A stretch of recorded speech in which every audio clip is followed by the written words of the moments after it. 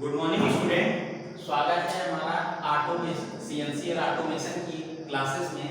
बच्चों, जैसा कि हम आपको बताए थे कि हमारा सीएनसी ऑटोमेशन में चैप्टर 2 स्टार्ट है। इससे पहले चैप्टर 2 की पहली क्लास हो चुकी है। आज चैप्टर नंबर 2 की दूसरी नंबर की क्लास है ना बच्चों। इससे पहले हमने क्या सीखा था बच्चों कि पहली क्लास में हमने सीखा था कि न्यूमेरिक कंट्रोल सिस्टम होते क्या हैं, उसके एलिमेंट क्या होते हैं, मशीन कंट्रोल यूनिट क्या है, पार्ट प्रोग्राम क्या है, इन सब के बारे में हमने, मशीन टूल क्या है, इन सब के बारे में हमने अध्ययन किया था। बच्चों, अगर ऐसे कोई भी हमारा कोई सिस्टम है, जैसे एनसी मशीन या एनसी कोई सिस्टम है, तो उसका कुछ ना कुछ क्या होगा बच्चों, एडवांटेज होगा, कुछ ना कुछ डिसएडवांटेज होगा। अगर हम बात करें कि एनसी जो सिस्टम है इसका क्या है, हमारा मेरिट की अगर हम बात करें यानी एडवांटेज की अगर हम बात करते हैं, तो एनसी सिस्टम की जो एडवांटेज ये होगा कि जो भी हमारा कटिंग टूल है उस पे क्या होगी, हमारा अच्छा खासा नियंत्रण हो जाएगा। दूसरा क्या एडवांटेज हो सकता है कि जो हमारा प्रोडक्शन लीड टाइम, यानी जो प्रोडक्शन को हमें देर हो रही थी, डिले हो रही थी, वो क्या होगी, हमारी रिड्यूस हो जाएगी यानी कम हो जाएगी।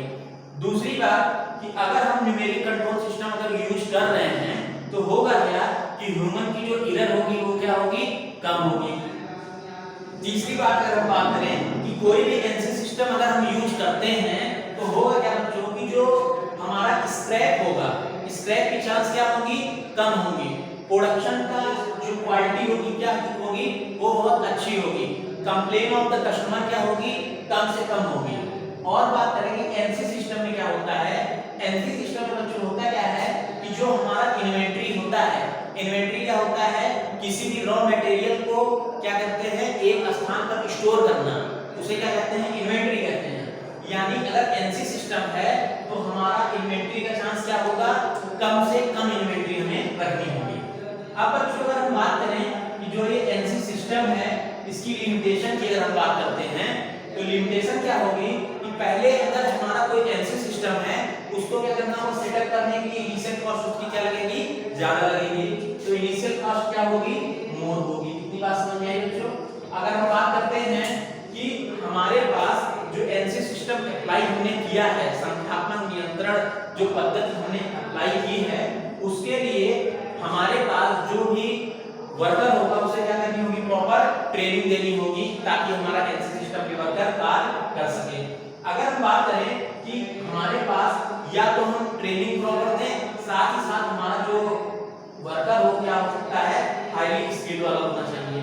अगली बात अगर हम करें तो जो हमारा एनसी सिस्टम है बच्चों, इसके ऑपरेशन यानी एनसी सिस्टम जब कार्य कर रहा है तो उसके कार्य करने तथा उसको मेंटेन करने की जो कॉस्ट होती है वो क्या होती है, हाई होती है। तो बच्चों एनसी सिस्टम क्या होता है, उसके एलिमेंट, मेरिट और डिमेरिट के बारे में हमने अभी तक पढ़ा हुआ है। अब बात करें जो हमारा एनसी सिस्टम है उसको अगर हम क्लासिफाई करना चाहें, उसको वर्गीकृत करना चाहें तो कैसे उसको वर्गीकृत करते हैं। सबसे पहली बात बच्चों कि जो एनसी सिस्टम होता है उसको हम 4 तरीके से क्लासिफाई करते हैं। पहला है कंट्रोलिंग लूप के आधार पर, यानी नियंत्रण लूप के आधार पर। नियंत्रण लूप के आधार पर ये दो प्रकार से होते हैं, एक होता है ओपन लूप एनसी सिस्टम और दूसरा होता है close loop NC system. Open loop और क्लोज लूप में बच्चों अंतर क्या होता है कि हमारे पास कोई एक ऐसी मशीन है, अगर हम बात करना चाहें कि अगर हम ओपन की बात करें तो ओपन लूप एनसी सिस्टम ऐसे टाइप के सिस्टम होते हैं जो हमारे फीडबैक को क्या करते हैं, हमें इनपुट पर या फीडबैक में क्या करते हैं, नहीं देते हैं। इसका मतलब कि हमारे पास जो इनपुट है उसके बाद मशीन कंट्रोल यूनिट है, उसके बाद आउटपुट है। ठीक है बच्चों, इतनी बात समझ में आई कि ओपन लूप एनसी सिस्टम ऐसा लूप सिस्टम होता है जिसमें हमारा क्या हो, किसी भी प्रकार का फीडबैक हमारे सिस्टम को ना मिल रहा हो, तो इस प्रकार के लूप को एनसी लूप सिस्टम कहते हैं। अगर हम बात करें क्लोज लूप सिस्टम की, देखो बच्चों अगर open loop control, open loop NC system है और फीडबैक हमारा अगर इनपुट पे नहीं आ पा रहा है तो इसका मतलब जो एरर हमारी हो रही थी वो क्या होगी, कंटीन्यूअस होती रहेगी। क्लोज लूप में अगर हम बात करें तो इनपुट होता है, साथ में मशीन कंट्रोल यूनिट होती है, फिर क्या होता है, आउटपुट होता है। ठीक है बच्चों, आउटपुट होता है। और इस आउटपुट में जो एरर होती है वो क्या होती है, पीसी सिस्टम को रिटर्न हो जाती है। तो इस प्रकार हम बात करें कि क्लोज लूप एलसी सिस्टम में क्या होगा कि हमारा जो फीडबैक है, यानी हमारा जो फीडबैक है वो मशीन को वापस हो जाता है। इसका मतलब अगर किसी हिस्से पर एरर आ रही है तो उसे क्या किया जा सकता है, कंट्रोल किया जा सकता है। तो बच्चों लूप के आधार पर ओपन लूप और क्लोज लूप आपको समझ में आया।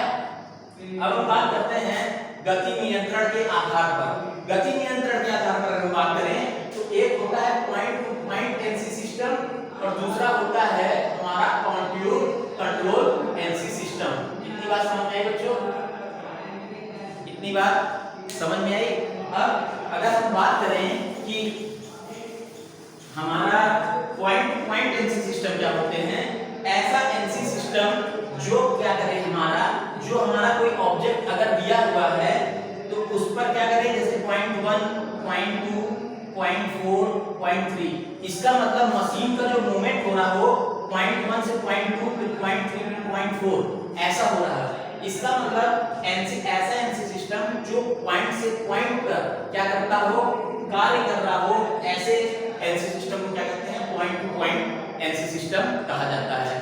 अब अगर हम बात करें कि कंट्रोल कंट्रोल सिस्टम क्या होता है, कि ऐसा कोई एनसी सिस्टम जो दिए गए कंट्रोल, यानी अगर हमारे पास कोई ऐसा कंट्रोल बना हुआ है तो मशीन का टूल जो होगा इस पॉइंट से आता हुआ इस कंट्रोल को फॉलो करता हुआ इस पॉइंट पर पहुंच रहा है। तो इसका मतलब कंट्रोल कंट्रोल एनसी सिस्टम ऐसा सिस्टम होता है जो दिए गए कंट्रोल पे कार्य करता है। अगले हम बात करते हैं कि निर्देशांक के आधार पर, तो निर्देशांक के आधार पर जो एनसी सिस्टम होते हैं वो दो तरह के होते हैं। एक होता है इंक्रीज कोऑर्डिनेट सिस्टम और दूसरा होता है अनचेंजेबल कोऑर्डिनेट एनसी सिस्टम।